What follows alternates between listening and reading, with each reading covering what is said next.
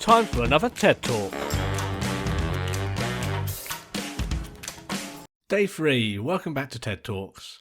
So before we start, I'm just going to say I have been struggling with a cold. It's been here all week, but it wasn't until last night. Maybe it's the exhaustion from doing the training, and my throat is starting to kill me. So if I sound a bit funny, that's why, and I'll try to cut out any coughs or anything like that. I'm very tired, so we'll see how the edit goes. Straight into day 3. We started off with the usual routine, food, grooming, all of that. You've heard all this in the last 2 episodes. Toilets are still an issue for Ted. This time around, even guide dogs couldn't get him to do his second poo. This all comes down to many different things. Maybe he just doesn't need it. There were some distractions here and there. We'll try again later on. I'm sure he'll go after his dinner.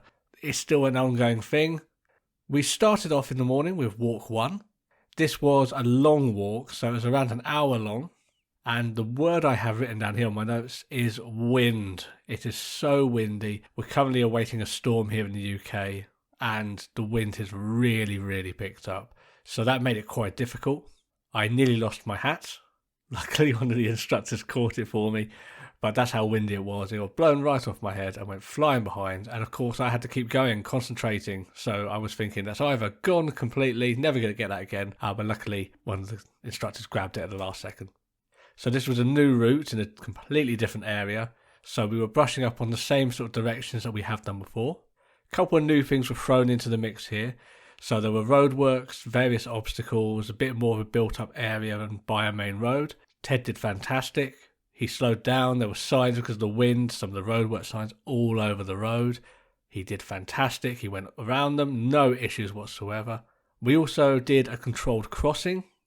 You might know it as a pelican crossing, so you have your button. First time I've ever worked with a dog that does food on rewards. My last dog, we didn't use food because he was quite hungry. He would always eat everything, so we decided early that it wasn't a good idea to reward him with food. Ted's different, and we are using some bits of kibble from his meal allowance each day to give a bit of a reward for that. So he found the crossing using the command. You say find the box. He found the button, gave him a little bit of a nibble for that. Crossing, fantastic, no issues. We also did another zebra crossing today. He was fantastic. He had less notice for this one than he did yesterday, but he really did well. Then we went back for lunch after a debrief. Ted was really tired at this point, so he just slept throughout lunch. Basically, I had some to eat, and he was very tired. Went for a wee, didn't do his number 2s, like I said earlier. He still hasn't done his second toilet. Big toilet for the day. So then we went on to walk 2. So not only was there wind this time, but there was rain. Quite a lot of it. And because of the wind, it was sort of coming sideways, sort of like the Forrest Gump rain coming sideways or from underneath, all of that sort of thing. We went back to a regular route that we did Monday. A little bit of a longer route. So this one's around 45 minutes. The one in the morning was around an hour long. This is a regular route, but the idea behind this one was they just let me lead, basically. There was less input from the instructors. They still cued me on where I needed to go, but it was very much they were testing to see how much I'd learnt. It was really good. Slight correction on what I said yesterday. It's not walking out, it's stepping out, the technique that they call. When you just sort of like go loose with the dog and like really sort of start to put pavement underneath you. I'm not changing the episode title. So I know that the last episode was called Walking Out, but I'm not changing that. It's going to remind me, and I think hopefully you find that a bit funny. So we did some stepping out today. Minimal interactions, like I said, from the instructors. It was raining. It was windy. Ted did fantastic. It felt really good to sort of have that autonomy with the instructors behind me by a little bit.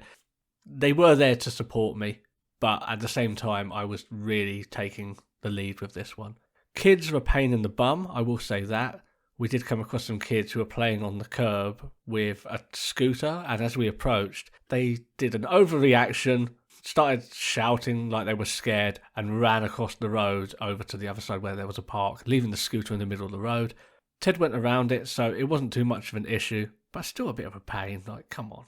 They acknowledged it was a guide dog as well. One of them said it's a guide dog, and they just ran like it was the plague. Also went past the woods and the park that Ted usually would go to for a bit of a run. Had to keep on top of him for that. He really wanted to cross over the road and go to them. And considering I didn't have the input from guide dogs themselves, I was having to keep on top of him for that. Really good walk. Really enjoyed it. It got soaked, but that was absolutely fine.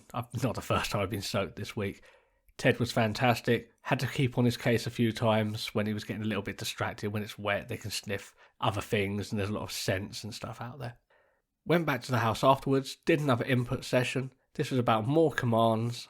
So what guide dogs will do, like the actual dogs, what they're trained to do, what they're not trained to do. It was just an outline of, don't expect them to do this because that's not what they're trained for, but they will do this and they will do this.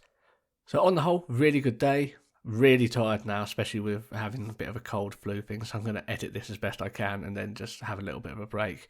The things I've set out to improve on, I am doing better with. So with the handle control, I'm doing a lot better with. And it really did show in the afternoon's walk where I was really improving on things. Still little things to sort of get used to as well. So using food as rewards, that's something I'm going to have to get used to. I'm very stingy with giving nibbles for rewards for anything. Because my previous dog, we didn't do that at all. So that's something to work on as I go forwards. Hopefully you're still enjoying this series. If you are, share it with someone who you think would enjoy this. Also, connect with us on social media. At the end, it comes up with our Instagram, Wes and Ted's Excellent Adventures. Hopefully I feel better tomorrow. But until then, see ya. For more updates, videos and photos, join us on Instagram at Wes and Ted's Excellent Adventures.